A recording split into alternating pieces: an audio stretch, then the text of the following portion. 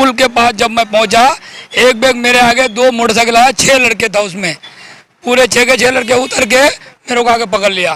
कहता जितना पैसा सारे दे दे। मैं बोला मेरे पास पैसे नहीं भाई, मैं मजदूर आदमी हूँ, लेकिन नहीं माना। उसने मेरे पर चाकू मार दिया यहाँ पे।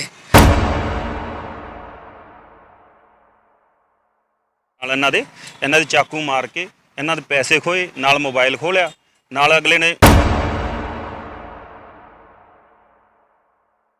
उसके पास पैसा नहीं था, उसको छोड़ दिया। मेरे पास पैसा था, मेरे को मार दिया। ਇਹਨਾਂ ਕੋਲ ਕਾਪਾ, ਤਲਵਾਰਾਂ, ਗਨ, ਹਰ ਚੀਜ਼ ਹੈ। ਉਹਨਾਂ ਅੱਗੇ ਗੰਨਾਂ ਅੱਗੇ ਆਪਾਂ ਡੰਡਾ ਕੀ ਕਰ ਸਕਦਾ।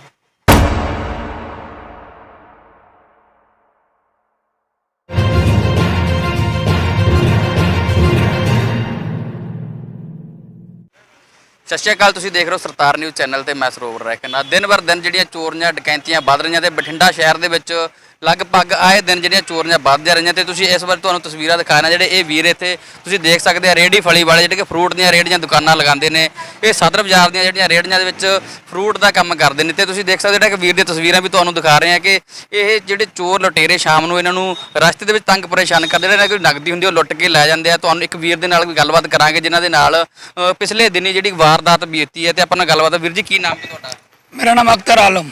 ਆਲਮ ਸਾਹਿਬ ਜਿਹੜਾ ਹੋਇਆ ਤੁਹਾਡੇ ਕੀ ਹੋਇਆ ਕੀ ਹੈ? मैं परसों रात को शाम को 10 बजे के टाइम यहाँ से जा रहा था, बाजार से रेडी लगे। पुल के पास जब मैं पहुंचा, एक बैग मेरे आगे, दो मोटरसाइकिल आया, 6 लड़के था उसमें, पूरे 6 के 6 लड़के उतर के मेरे को आगे पकड़ लिया। कहता जितना पैसा सारे दे दे। मैं बोला मेरे पास पैसे नहीं भाई, मैं मजदूर आदमी हूँ, लेकिन नहीं माना। उसने मेरे पर चाकू मार दिया यहाँ पे। उसके बाद पैर में सरिया मार दिया। उसके बाद मैं गिर गया। फिर मेरा पैसा सारा लेके गया, मोबाइल भी, पैसा भी, सारा कुछ। पैसे था कम से कम 15,000 रुपया, पूरे दिन का सेल। ਵੀਰ ਜੀ ਆਪਾਂ ਗੱਲ ਕਰਦੇ ਵੀ ਤੁਸੀਂ ਕੰਮ ਕੀ ਕੰਮ ਕਰਦੇ ਹੋ ਇੱਥੇ? ਅਸੀਂ फ्रूट का काम करते, रेडी लगाते हैं। ਕਿੰਨੇ ਵਜੇ ਜਾਂਦੇ ਫਿਰ ਤੁਸੀਂ ਇੱਥੋਂ? यहाँ से रात को 9:30-10 बजे के टाइम निकल जाते हैं। ਤੇ ਜਿੱਥੋਂ ਜਿਹੜੇ ਰਸਤੇ ਜਾਂਦੇ ਆ ਕਿ ਸ਼ਹਿਰ ਦੇ ਵਿੱਚ ਲਾਈਟ ਆ, ਜਿਹੜੇ ਲਾਈਟ ਦਾ ਪ੍ਰਬੰਧ ਨਹੀਂ, ਫਿਰ ਲਾਈਟ ਚੱਲਦੀ ਹੋਣੀ ਆ। वहाँ पे जब मैं पहुँचा था उस टाइम वहाँ पे लाइट नहीं था, अंधेरा था। ਤੇ ਜਿਹੜੀ ਪੁਲਿਸ ਪ੍ਰਸ਼ਾਸਨ ਆ ਉਹ ਕਹਿੰਦਾ ਵੀ ਸਾਡੀ ਰਾਤ ਨੂੰ ਗਸ਼ਤ ਹੁੰਦੀ ਹੈ, ਇੱਥੇ ਪੁਲਿਸ ਵੀ ਹੋਊਗੀ ਫਿਰ। वहाँ पे कोई पुलिस वाले नहीं था उस टाइम, कोई नहीं था, कोई आदमी था, सिर्फ हम ही थे। कितने आदमी थे जो आपको? मैं 2 आदमी था। उसके पास पैसा नहीं था, उसको छोड़ दिया। मेरे पास पैसा था, मेरे को मार दिया। जिन्होंने वारदात की थी वो कितने आदमी थे? वो 6 आदमी था, 2 मोटरसाइकिल लेके आया था। फिर तुसी थाने कंप्लेंट नहीं की थी? थाने में गया था, वहाँ पे पुल के पास। उसने बोला कि सिविल अस्पताल जाओ, वहाँ पे बताओ, वहाँ डॉक्टर सब बता देगा आपको। मैं सिविल अस्पताल गया, वहाँ पे टाका लगाया, सिलाई किया, दवाई दिया। उसने बोला कि आज यहाँ पे रहना पड़ेगा, फिर तुम्हारे सरकारी पुलिस वाले का सुनवाई होगा। हम बोला हम यहाँ पे रह नहीं पाएंगे, हमको जाना ही पड़ेगा, क्योंकि हमारा आम पड़ा हुआ था पका हुआ, उसको भी बेचना था हमको। इसीलिए मैं वहाँ से वापस आ गया आम लेके, क्योंकि उसको बेचना ही है, उसको रख के तो मेरे को फायदा है नहीं तो दूसरा दिन फेंकना पड़ेगा। क्या मांग करते प्रशासन से? प्रशासन से यही मांग करते थे कि वहाँ पे पुलिस का ड्यूटी होना चाहिए शाम को, कम से कम 9 बजे से लेकर 11 बजे तक, कम से कम। ਤੁਸੀਂ ਦੇਖ ਸਕਦੇ ਹੋ ਗਰੀਬ ਆਦਮੀ ਆ ਜਿਹੜੇ ਕਿ ਰੇਹੜੀ ਫਲੀਆਂ ਦਾ ਕੰਮ ਕਰ ਰੇਹੜੀਆਂ ਲਗਾਉਂਦੇ ਆ, ਫਰੂਟ ਦੀਆਂ ਰੇਹੜੀਆਂ ਲਗਾਉਂਦੇ। ਤੁਸੀਂ ਦੇਖ ਸਕਦੇ ਹੋ ਵੀ ਚੋਰਾਂ ਨੇ ਇਹਨਾਂ ਨੂੰ ਵੀ ਨਹੀਂ ਬਖਸ਼ਿਆ ਕਿ ਇੱਕ ਗਰੀਬ ਆਦਮੀ ਨੂੰ ਵੀ ਨਹੀਂ ਬਖਸ਼ਿਆ। ਹੋਰ ਵੀ ਆਪਣੇ ਨਾਲ ਵੀਰ ਜੀ ਮੌਜੂਦ ਆ। ਵੀਰ ਜੀ ਤੁਹਾਡਾ ਕੀ ਨਾਮ ਆ? ਮੇਰਾ ਨਾਮ ਸਚਿਨ ਹੈ ਵੀਰ। ਸਚਿਨ ਜੀ ਇੱਥੇ ਤੁਸੀਂ ਕੰਮ ਕਰਦੇ ਹੋ, ਕਿਸ ਚੀਜ਼ ਦਾ ਕੰਮ ਕਰਦੇ ਹੋ? ਮੇਰਾ ਫਰੂਟ ਦਾ ਕੰਮ ਹੈ ਵੀਰ ਜੀ। ਕੀ ਮਾਮਲਾ ਕੀ ਹੈ ਜੀ? ਇਹ ਵੀਰ ਜੀ ਪਰਸੋਂ ਇਹ ਚੱਲਿਆ ਸੀ ਵੀਰ ਮੇਰਾ, ਠੀਕ ਹੈ। ਇਹਨਾਂ ਦੇ ਰਾਤ ਮੁਲਤਾਨੀ ਪੁਰਾਣੇ ਥਾਣੇ ਤੋਂ ਲੈ ਕੇ ਜਿੱਥੇ ਤੱਕ ਪੁਲ ਖਤਮ ਹੁੰਦਾ ਉੱਥੇ ਦੇ ਦਰਮਿਆਨ ਲਾਈਟ, ਨਾ ਤਾਂ ਕੋਈ ਲਾਈਟ ਦਾ ਪ੍ਰਬੰਧ ਆ ਤੇ ਨਾ ਉੱਥੇ ਕੋਈ ਪੁਲਿਸ ਵਾਲੇ ਆ। ਉੱਥੇ ਰਾਤ ਹਨੇਰੇ 'ਚ ਕੋਈ ਕੁਝ ਨਹੀਂ ਹੁੰਦਾ। ਉੱਥੇ ਜਿਹੜੇ ਵੀ ਹੁੰਦੇ ਲੁੱਟ ਖੋਹ ਕਰਨ ਵਾਲੇ ਹੁੰਦੇ ਆ। ਇਹ ਵੀਰ ਭਰਾ ਜਿਹੜਾ ਮੇਰਾ ਚੱਲਿਆ ਸੀ ਨਾਲ ਇਹਨਾਂ ਦੇ ਚਾਕੂ ਮਾਰ ਕੇ ਇਹਨਾਂ ਦੇ ਪੈਸੇ ਖੋਏ, ਨਾਲ ਮੋਬਾਈਲ ਖੋਲਿਆ, ਨਾਲ ਅਗਲੇ ਨੇ ਪੈਰ ਤੇ ਰੋਡ ਮਾਰੀ ਆ, ਜਿਹਦੇ ਕਰਕੇ ਤੁਹਾਨੂੰ ਇਹ ਚੀਜ਼ ਦੇਖ ਸਕਦੇ ਹੋ।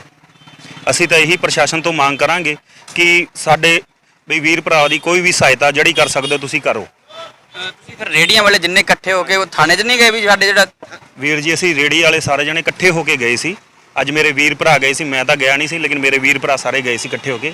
ਉਹਨਾਂ ਨੇ ਅੱਗੇ ਪੁਲਿਸ ਵਾਲਿਆਂ ਨੇ ਇਹੀ ਵੀ ਦਸਤਾਵੇਜ਼ ਆਪਣੇ ਜਿਹੜੇ ਵੀ ਚੀਜ਼ ਉਹਨਾਂ ਨੇ ਇਹੀ ਕਿਹਾ ਵੀ ਤੁਸੀਂ ਵੀ ਡੰਡਾ ਨਾਲ ਲੈ ਕੇ ਤੁਰੋ। ਜੇ ਆਪਾਂ ਮੰਨ ਕੇ ਚਲੋ ਉਹ ਬਾਂਦਰ ਹੁੰਦੇ ਤਾਂ ਅਸੀਂ ਭਜਾ ਵੀ ਦਿੰਦੇ ਡੰਡਾ ਨਾਲ, ਠੀਕ ਹੈ ਨਾ। ਇਹ ਬੰਦੇ ਜਿਹੜੇ ਆ ਹਥਿਆਰ ਲੋੜ ਹੈ, ਇਹਨਾਂ ਕੋਲ ਕਾਪਾ, ਤਲਵਾਰਾਂ, ਗਨ, ਹਰ ਚੀਜ਼ ਹੈ।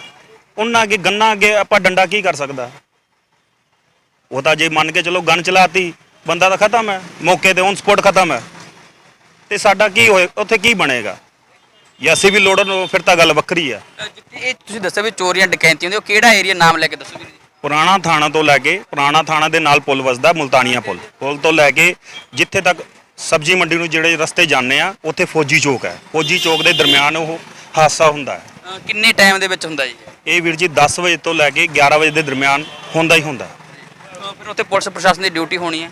ਨਹੀਂ ਵੀਰ ਜੀ, ਉੱਥੇ ਕੋਈ ਪ੍ਰਸ਼ਾਸਨ ਦੀ ਡਿਊਟੀ ਨਹੀਂ ਹੈਗੀ, ਜਦੋਂ ਕਿ ਪੁਰਾਣਾ ਥਾਣਾ ਨਾਲ ਵਸਦਾ। ਕੀ ਮੰਗ ਕਰਦੇ ਤੁਸੀਂ ਪ੍ਰਸ਼ਾਸਨ ਕੋਲੋਂ? ਵੀਰ ਜੀ ਸਾਡੀ ਤਾਂ ਮੰਗ ਇਹੀ ਆ, ਸਾਡੇ ਵੀਰ ਭਰਾ ਕੋਈ ਵੀ ਆ ਜਿਹੜਾ ਜਿੰਨਾ ਇਹਨਾਂ ਨੇ ਤਾਂ 5000 ਰੁਪਇਆ ਇੱਕ ਬੰਦੇ ਕੋਲ ਉਹ ਵੀ ਖੋਲਿਆ। ਤੁਸੀਂ ਆਪ ਸੋਚੋ, ਜੇ 5000 ਖੋ ਸਕਦੇ ਆ, 5000 ਪਿੱਛੇ ਕੀ ਪਤਾ ਬੰਦਾ ਮਾਰਦੇ ਆ ਜਾਂ ਬੰਦਾ ਇਹਦੇ ਚਾਕੂ ਮਾਰਿਆ। ਅੱਖ ਤੇ ਤੁਸੀਂ ਦੇਖੋ, ਅੱਖ ਸਿਰਫ ਮਾੜੀ ਜੀ ਬਚੀ ਹੈ। ਜੇ ਬਾਈ ਚਾਂਸ ਇਹਦੀ ਅੱਖ ਫੁੱਟ ਜਾਂਦੀ ਤੇ ਕੀ ਬਣਦਾ ਇਹਦਾ? ਇਹ ਕਮਾ ਸਕਦਾ ਸੀ। ਜੇ ਦੋਵੇਂ ਅੱਖਾਂ ਫੋੜ ਦਿੰਦੇ, ਇਹ ਤਾਂ ਭੀਖ ਮੰਗਣ ਜੋਗਾ ਰਹਿ ਗਿਆ ਨਾ ਸਾਡਾ।